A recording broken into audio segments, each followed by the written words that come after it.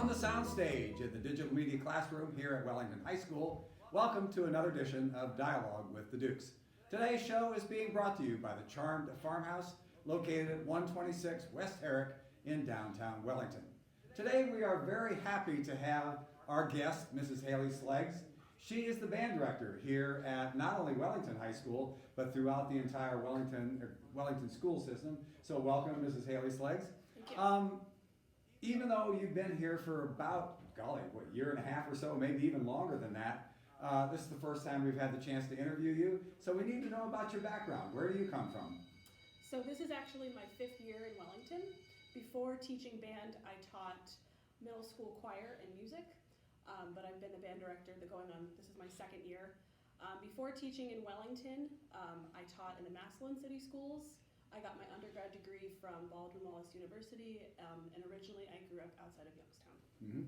Well, one fact that maybe people in the Wellington School District don't know is that you're married to the competition. You're married to the Black River Pirates band director. That must cause some interesting conversations around the dinner table.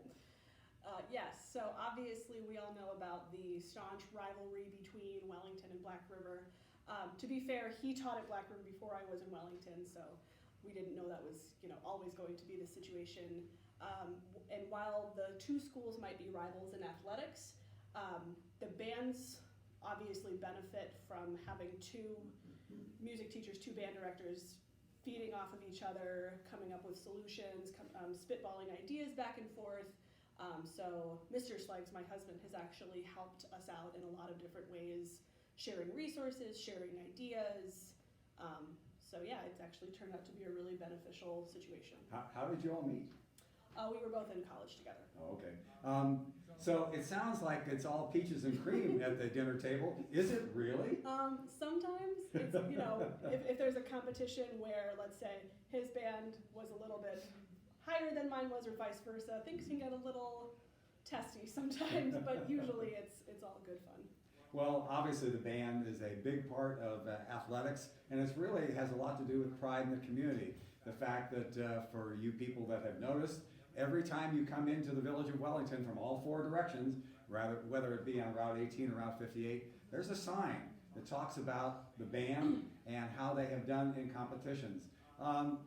Explain how the band does show pride in the community, or the community showing pride in them, and how it's a part of the athletics. Sure. So one of the most visible ways that the community sees the band program is either through Friday night football games for the marching band, or at basketball games where we have where the band is the pep band. It really plays into the athletic atmosphere to get the athletes pumped up for the game, to get the crowd electrified to cheer on the team. So we have we take that role really seriously to play into the whole athletic experience. And I think that the community really, there's a very long tradition of marching band and successful marching band. I mean, it's been going since I think the 1970s or something. So people in Wellington expect entertainment and quality from the band program. Quality entertainment, no doubt. Exactly. Well, you have some helpers. You have Rick Snodgrass, who does the percussion for you all, and Amber and DiCaprio, I believe is how you pronounce her name. She is at Westwood. Explain how you interact with each other to put the product on the field. So I am nothing without, the marching band is nothing without all 3 of us instructors working together. So they each bring aspects and different teaching strategies, different ideas that maybe I don't think of myself. So if there's a way that they can explain something to one of the students that maybe they understand that better than maybe how I would, they also bring different ideas to make the overall experience the best that it can be. And I really love having their help, and I think the students really enjoy working with them too. Now, do you actually separate, like when you go to practices or band camp or things like that, is there a separate percussion practice and the rest of the band, or how do you and Amber actually separate things too? So during the very beginning of band camp, which is the very beginning of August, we do separate out, kind of divide and conquer, so that from the very beginning they're getting our more specified attention, and we can make more progress that way. Well, when we come back after this message, we're going to talk about something special that happened this fall with the Wellington High School Band. We'll be back after this message. This is Dialogue with the Dukes. Say hello to Charmed Farms, one of Wellington, Ohio's small yet versatile small businesses. The Charmed Farmhouse is a wonderful establishment run by Miss Hudson. Charmed Farms is a small yet charming store that sells many kinds of decor and clothing. Charmed Farms is a charming store. That cannot be a coincidence, it's just too fitting to be one. This small business sells many kinds of wonderful decorations for every home. The store's atmosphere is a wonderfully cozy atmosphere. The smallest knickknacks and scents really feel like they do belong, especially in your own home. There is not a place where any decoration from the Charmed Farmhouse could be out of place, and they have been made to be put anywhere and still fit any theme.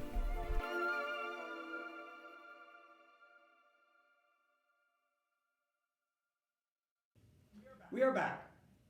We hope that if you have any questions or would like to have an experience in a home decor setting, we hope that you visit the Charmed Farmhouse located at 126 West Herrick in downtown Wellington.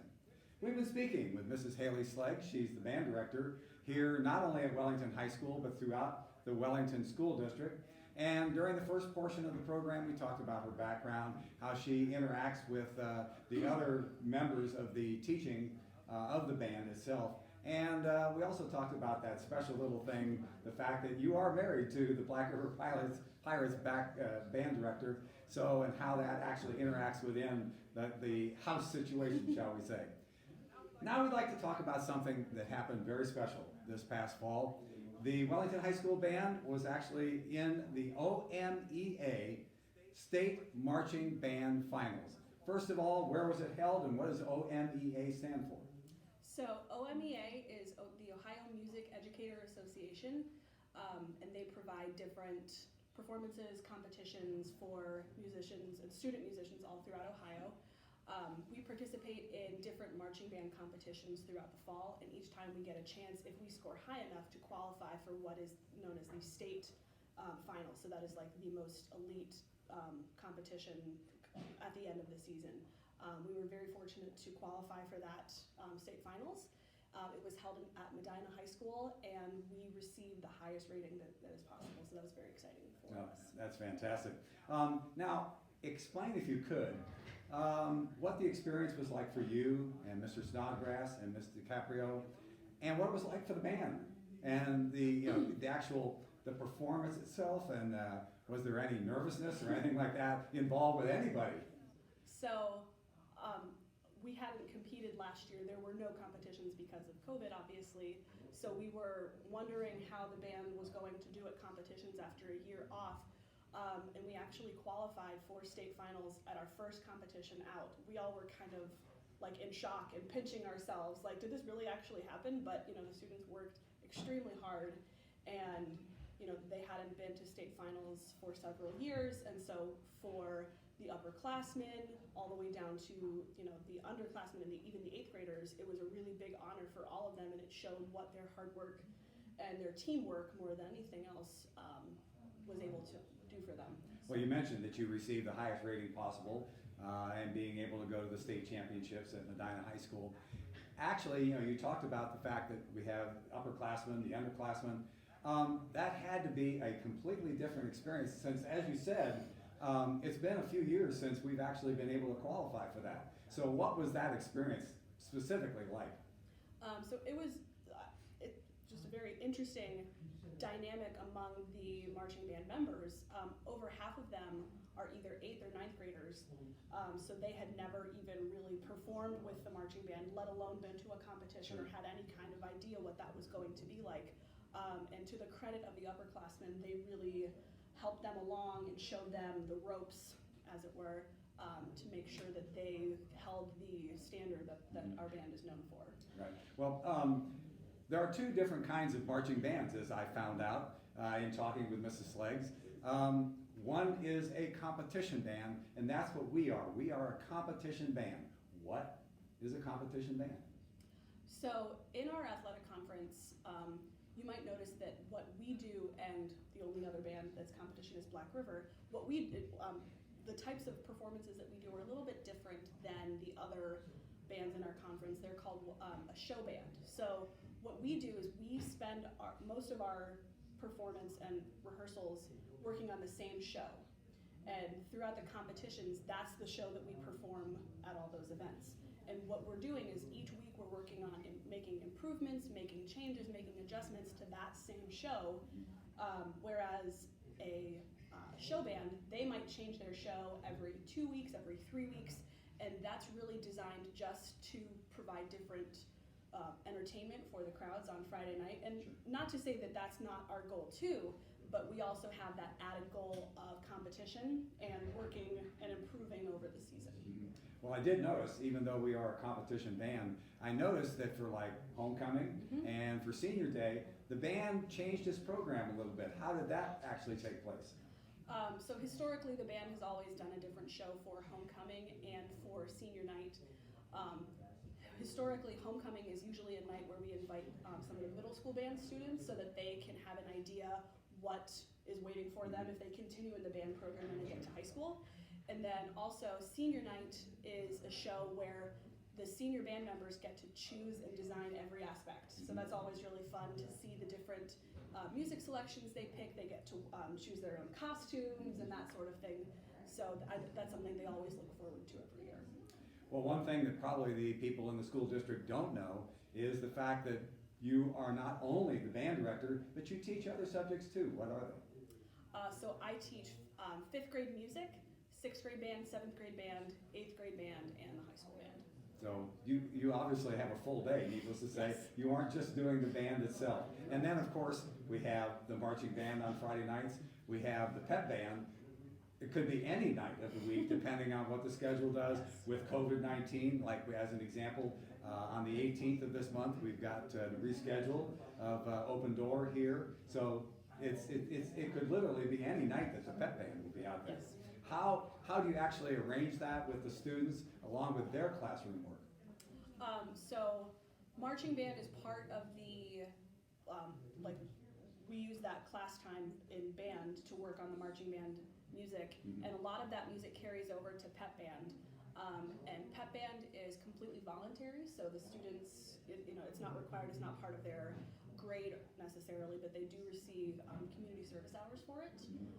And it's just fun music they get to play. It's usually pop music, stuff that they know, they hear on the radio, so they usually enjoy coming and playing.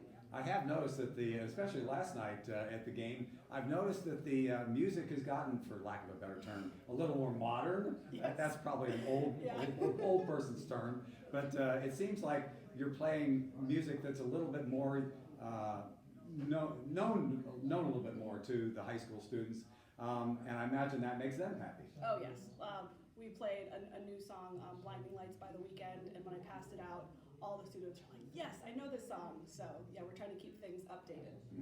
Well, we mentioned at the beginning of the interview that you've been here for about a year and a half, probably a little bit longer. Have you been able to put your spin on the band and the music within the district as a whole, or are you still doing that? And if you're still doing it or keeping up with it, how do you put that spin on the band now at Wellington High School and within the school district? So last year being my first year with COVID, there was just a lot of things that stood in my way, or kind of red tape, from having the progress maybe that we wanted to, just with the different hybrid settings, whatever. But I think over the last year, I was able to really show to the students that I was invested in their success. And so once we formed those relationships, the sky's the limit, really. And the biggest test of that was to see how far the marching band was able to go this season, and I think the students really are like, oh, this is something successful, this is something that I want to really, have pride in. Sure. So yeah, all the bands are making really good progress, and I'm excited to see what's coming in the future.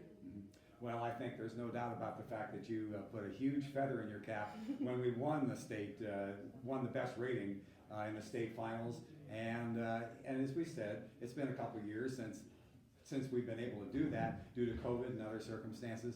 So I think you really put yourself out in front of the Wellington community, as well as all of the students within the school district, and saying, hey, Mrs. Sleggs knows what she's doing.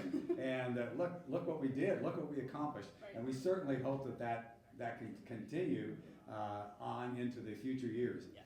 We would once again like to thank Mrs. Haley Sleggs for coming in, the band director here at Wellington High School, as well as all of the subjects that she teaches within the school district. We'll be back again very soon with another episode of Dialogue with the Dukes.